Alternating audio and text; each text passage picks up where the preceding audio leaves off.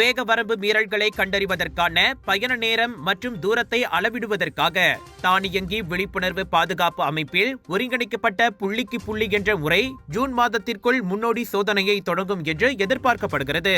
தற்போது பயன்பாட்டில் உள்ள நிலையான முறையை மாற்றும் நோக்கில் செயற்கை நுண்ணறிவான AI-ஐ பயன்படுத்தி மேற்கொள்ளும் இந்த சோதனை திட்டம் கந்திங் சிம்பா சுரங்கப்பாதையில் இருந்து கோம்பாக் ஓய்வு நிறுத்தும் இடம் வரை மற்றும் சினாவாங் டோல் பிளாசாவில் இருந்து சிம்பங்கம்பா டோல் பிளாசா வரை 2 நெடுஞ்சாலை வழிகளை கண்காணிக்கும்.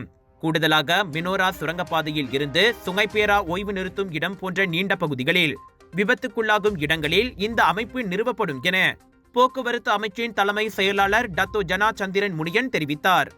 அரசாங்கத்திற்கு எந்த நிதி தாக்கமும் இல்லாமல் இந்த அமைப்பு தொடர்பான கருத்துக்களை பெறுவதற்கு ஒரு நிறுவனம் நியமிக்கப்பட்டுள்ளதாக அவர் கூறினார். மேலும் சுங்கச்சாவடிகளில் நிறுவப்பட்டுள்ள இந்த அமைப்பு தூரத்தின் அடிப்படையில் பயண நேரத்தை பதிவு செய்யும். உதாரணமாக கோலாலம்பூரின் ஜாலான் டூத்தாவில் இருந்து பேராவின் தஞ்சோங் மாலிமிற்கு பயணிக்கும் ஓட்டுநர் மதிப்பிடப்பட்ட நேரத்திற்கு முன்னதாக வந்தால் இம்முறையின் கீழ் அவர்களின் வாகனத்தின் உரிமத்தகடு கண்டறியப்பட்டு சம்மன் வழங்கப்படும் என்று அவர் கூறினார். கண்டறிதலை தவிர்க்கும் முயற்சியில் ஒரு ஓட்டுநர் தங்கள் பயண நேரத்தை நீட்டிக்க எந்த இடத்திலும் நிறுத்தியுள்ளாரா என்பதை AI மூலம் இயங்கும் முறையினால் கண்டறிய முடியும் என்று ஜனா சந்திரன் விளக்கினார்.